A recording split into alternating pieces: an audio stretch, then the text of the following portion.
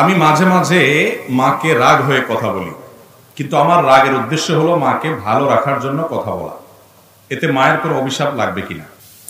দেখেন, মা বাবা অনেক সময় উল্টাপাল্টা করে, বিশেষ করে বয়স যখন বেশি হয়ে যায় তখন তো মা বাপ দেখা যায় এমন এমন অযৌক্তিক কথা বলে, এটা আসলে খাটে না। এক ভাইয়ের অনেক আছে, তারপর বাপে বলে না ওর কিছু নাই আসলে, আরে মিসকিন বেচারা, ওরে দে। একটার দিকে টানে তো টানতেই আছে, আর একটা দেখতেও পারে না। এরকম অনেক উল্টাপাল্টা বুড়া বয়সে মা বাপ করে, ব্যালেন্স ঠিক থাকে না। তো মা বাপ যখন বৃদ্ধ বয়সে চলে যায় ভাইরে, তখন ব্যালেন্স রাখতে পারে না বেচারা। এই বয়সটাতে আপনাকে আমাকেও হায়াতে বাঁচায় রাখলে আল্লাহ তাআলা যেতে হতে পারে। পৃথিবীতে সকল সন্তানের কাছে, সকল বাপ মা, হাতে গোনা ব্যতিক্রম কিছু থাকতে পারে, সব সময় ব্যাকডেটেড থাকে। ব্যাকডেটেড বুঝেন মানে কি? ওল্ড, আগের যুগের, খাটে না এমন কথাবার্তা বলে, স্মার্ট না। কারণ সন্তান সব সময় প্রোগ্রেস থাকে, আপডেটেড থাকে, তারা সব সময় আধুনিক এবং অনেক বেশি অগ্রসর থাকে, যার কারণে বাপ মারা অনেক কিছু বুঝে না। ধরেন আজকালকার কথা, ফেসবুক ইউটিউবের কথাই বলে, একটা ফেসবুক ইউটিউবের কোনো কথা আপনি আপনার অনেক বাপ মা আছে বুঝাইয়া বলতেই পারবেন না, ঠিক না ঠিক? এই যে ব্যাপার, এই ব্যাপারগুলোর কারণে যুবকদের কাছে, সন্তানদের কাছে অনেক সময় মনে হয় দূর, আব্বা কি বলে, আম্মা কি বলে, এগুলো অযৌক্তিক, খাটে না, তাও বলে। এই যে আমার বুদ্ধির সাথে তার মিলতেছে না। আবার আমি যখন বুড়ো হয়ে যাব, আমার ছেলে মেয়েরা আবার এত আপডেটেড হবে, এত আপ টু ডেট হবে যে তাদের কাছে আবার আমি এরকম ব্যাকডেটেড থাকবো, ঠিক না ঠিক? কারণ দুনিয়ার সামনে আগাচ্ছে না আস্তে আস্তে। তো এই সময়টাতে বাবা মার সাথে বুঝে না আসলেও, অযৌক্তিক কিছু বললেও বেয়াদবি করা যাবে না। কঠিন একটা জায়গা। আল্লাহ তাআলা জান্নাতে যাওয়াটা শর্ত করে দিয়েছেন, রিদার রব্বি ফি রিদাল ওয়ালিদাইন ওয়া সাখাতুর রব্বি ফি সাখাতিল ওয়ালিদাইন। মা বাবা সন্তুষ্ট তো আল্লাহ সন্তুষ্ট, মা বাবা সন্তুষ্ট তো আল্লাহ সন্তুষ্ট। কথা সাফ। তুমি নামাজ পড়তে পড়তে কপালে সিল লাগাই ফেলছো, কিন্তু তোমার মা বাবা তোমার উপরে সন্তুষ্ট না, তোমার আচরণে তারা কষ্ট পায়, তাহলে তোমার জান্নাতে যাওয়ার কোনো পথ খোলা নেই। নবী করিম সাল্লাল্লাহু আলাইহি ওয়াসাল্লাম স্পষ্ট বলেছেন, তারাই তোমার জান্নাতের দুয়ার, মা বাবাই তোমার জান্নাতে যাওয়ার দুয়ার। যদি তাদের কথা অযৌক্তিক মনে হয়, তুমি রাগ করে ঝাড়ি দিয়ে বেয়াদবি করে তাদের সাথে কথা বলার অধিকার। এখন কথা হলো, অনেক সময় তারা উল্টাপাল্টা করেন, একটু তাদের ভালোর জন্য তাদেরকে বকা দেওয়া লাগে, ভালোর জন্য বকা দেওয়া লাগে। ধরেন কথার কথা, বাবা ডায়াবেটিসের রোগী, তাও মিষ্টি খাবে, ওনার ক্ষতি হবে কিন্তু তাও খাবে। এখন তার ভালোর জন্য তাকে মিষ্টি খাওয়া থেকে থামাইতে হবে। তো কি করবেন? মিষ্টি ওনার হাতের নাগালে রাখবেন না, দূরে কোথাও রাখবেন, ফ্রিজে তালা সিস্টেম করবেন। এখন যদি বাপে বদদোয়া দেয় যে আল্লাহ আমার হতে আমারে মিষ্টি খাওয়ায় না, তাহলে আল্লাহ এই কথা শুনবে না, কারণ আল্লাহ জানে হতে বাপের ভালোর জন্য করতেছে। কথা কি বুঝাতে পারছি? কিন্তু তাই বলে আপনি বেয়াদবি করতে পারেন না, ব্যবহার খারাপ করতে পারেন না, শক্ত ভাষায় কথা বলতে পারবেন। অনেক সময় রাগ করা যায় মায়ের সাথে, বাপের সাথে। সে রাগটা হয় মায়ার রাগ। কিরকম মায়ার রাগ?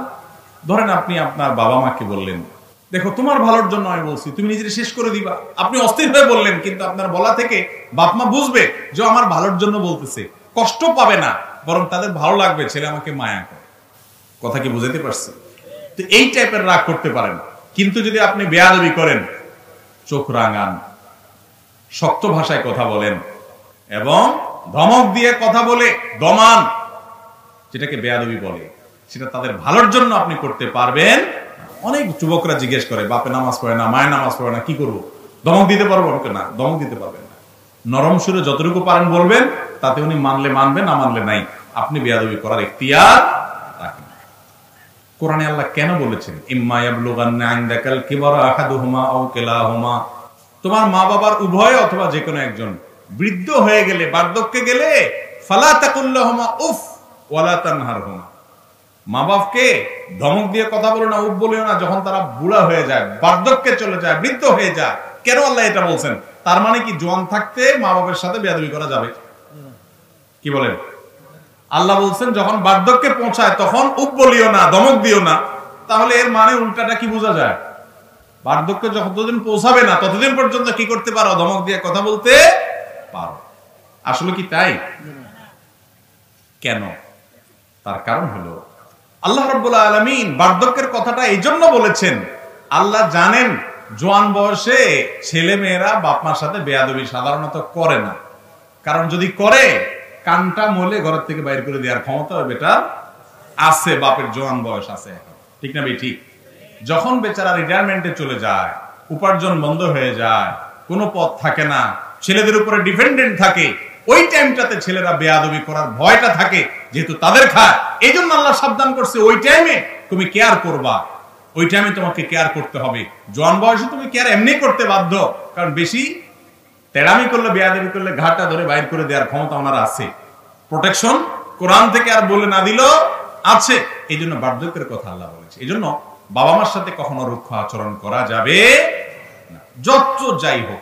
ওনারা উল্টা পাল্টা করলে অন্য কাউকে দিয়ে বলাবেন, আপনি সুন্দরভাবে বলবেন, ধমক দিতে পারবেন না, শাসন করতে পারবেন না। রাগ করবেন, যে রাগ থেকে মধু ঝরবে, যে রাগ থেকে উনি বুঝবেন যে আমাকে মায়া করে রাগ করছে। আল্লাহ তাআলা আমাদেরকে আমলের তৌফিক দান করুন। এরপরে প্রশ্ন হলো, আমার সন্তান ভূমিষ্ঠ হওয়ার কিছুদিন বাকি আছে, দিনদার সন্তান পাওয়ার জন্য কি কি আমল বেশি বেশি করা উচিত? একজন গৃহিণী প্রশ্ন করেছেন। সন্তান যেন দিনদার হয়, সন্তান যেন আল্লাহ ভীরু হয়, এটার জন্য গর্ভস্থ মা তিনি গর্ভ থাকা অবস্থায় সন্তানের জন্য কি কি করতে পারেন? আমাদের অনেক ভাইরা আছেন, তারা বলেন যে গর্ভাবস্থায় এ আমল করতে হয়, এ আমল করতে হয়, মুখ দোয়া করতে হয়। আসলে কি? দেখুন, আমাদের সন্তান যেন আমাদের অন্তর জুড়ানো সন্তান হয়, সেটা আমরা সবাই চাই, তাই না? বেশিরভাগ মা বাপ চান যে আমার সন্তান যেন থাকে দুধে ভাতে। ঠিক আছে, দুধে ভাতে থাকুক, সুখে থাকুক। এর চাইতে বড় চাওয়া উচিত আমার সন্তান থাকুক মানুষের মতো মানুষ হয়ে, আল্লাহর খাঁটি গোলাম হয়ে, আল্লাহর সাথে পরিচিত হয়ে, কারণ তাতে তার আখিরাতও ঠিক থাকবে, দুনিয়াও ঠিক থাকবে। আর এটা যেন থাকে, সেজন্য গর্ভাবস্থায় বিশেষ করে একজন মা তিনি আল্লাহর কাছে বেশি বেশি সাধারণভাবে দোয়া করবেন, আল্লাহ আমার সন্তান যেন নেককার হয়, আল্লাহ আমার যেন একটা ভালো সন্তান হয়, সেজন্য আল্লাহ ভীরু হয়, সেজন্য আল্লাহ আপনাকে চিনে, সেজন্য মুত্তাকি পরহেজগার হয়।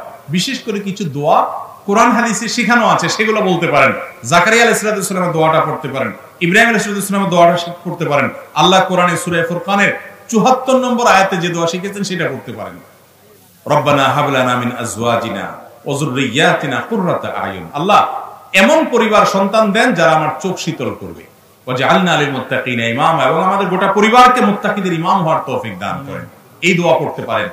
আরেকটা দোয়া আছে জাকারিয়া আলাইহিস সালামের দোয়া, রব্বি হাবলি মিন লাদুনকা যুররিয়াতান তাইয়্যিবা ইন্নাকা সামিউদ দুআ।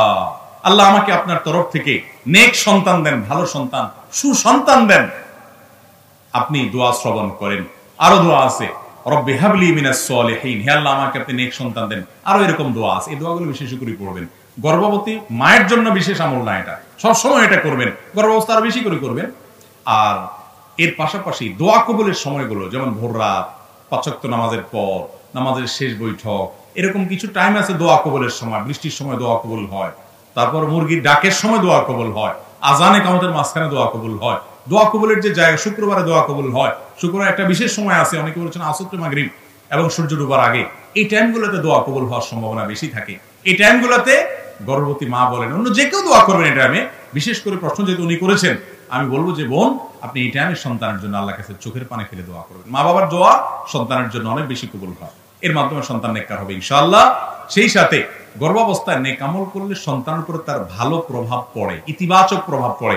কোরআন তেলাওয়াত করা, ভালো ভালো কাজ করা, গুনাহের কাজ না করা, হারাম জিনিস না দেখা, মোবাইলে টেলিভিশনে, এই টাইমে অন্য সময় তো করতেই হবে, বিশেষ ইবাদতের দিকে খেয়াল করা। এগুলোর মাধ্যমে ইনশাআল্লাহ নেক সন্তান আল্লাহর কাছ থেকে আশা করা যেতে পারে। বাকি এমনি গর্ভাবস্থায় করার জন্য আলাদা কোনো হাদিসে পৃথক কোনো আমল বলা হয় না, আমি যতটুকু জানি। আল্লাহু আ'লাম বিসওয়াব।